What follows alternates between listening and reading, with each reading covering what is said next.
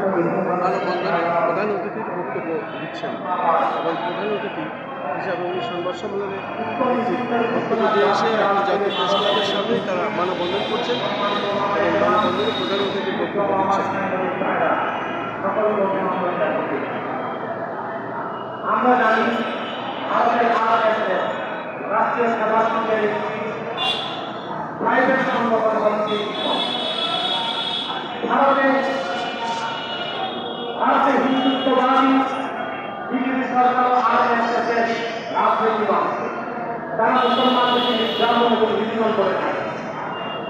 বাংলাদেশ একটি স্বাধীন মুক্তির রাষ্ট্র, এখানে অঘোষিতভাবে মুসলমানদের নির্যাতন নিপীড়ন করার জন্য ইসকনকে বাংলাদেশে প্রতিষ্ঠিত করা হবে।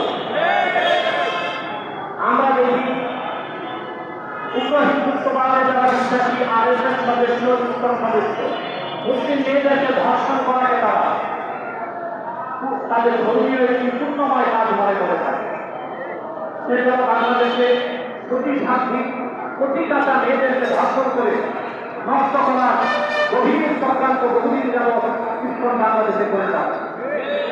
বিগত ফেসিবাদের আমলে এই ইসকনের বিভিন্ন সদস্য প্রশাসনের বিভিন্ন পর্যায়ে বসেছিল। এখন পর্যন্ত প্রশাসনের বিভিন্ন স্তর থেকে ইসকন সদস্যদেরকে যদি সরানো না হয় তা আমি নির্ধার করতে পারি নির্বাচনের পর যদি কোনো সেটেল গভর্নমেন্ট আসে তাদের বিরুদ্ধে ইসকন চক্রান্ত করে বাংলাদেশের মধ্যে অস্থিরতা সৃষ্টি করবে এবং বাংলাদেশ বর্তমান সরকার ইসকনের ব্যাপারে কোনো পদক্ষেপ দিচ্ছে না কেন এটা আমাদেরকে অবগত করবে।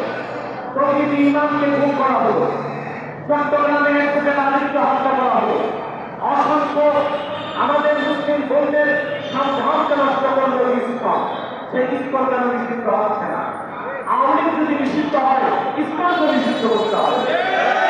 কিন্তু বর্তমান সরকারের উপদেষ্টা বিভিন্ন আলেম ওলামা নেতাধারী হিন্দুদের জীবনানন্দকে ঠিকই যাচ্ছেন হিন্দু প্রীতি প্রদর্শন করতে, কিন্তু যে ইসকন বাংলাদেশে একটি সাম্প্রদায়িক দাঙ্গা সৃষ্টি করতে চায় তাদের বিরুদ্ধে তাদের কোনো বক্তব্য নাই কেন? আমরা স্পষ্টভাবে বলছি রাজনৈতিক নেতাদেরকে ভারতকে আমেরিকাকে খুশি করে ক্ষমতায় যেতে পারবেন না, ক্ষমতায় জিততে পারবেন না। আমি আরেকটি কথা বলব, বর্তমান সরকারকে বাংলাদেশের বিভিন্ন জায়গায় পরিকল্পিত আধুনিক কাণ্ড ঘটছে এখানেও ইসকনের হাত থাকতে পারে।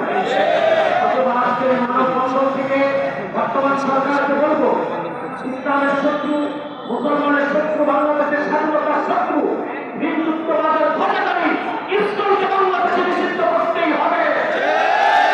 যদি তা করার জন্য রাজপথে নামতে হয় আলেমেরা 3 মাসের নেতৃত্বে বাংলাদেশের মুসলমান রাজপথে নামতে বাধ্য হবে।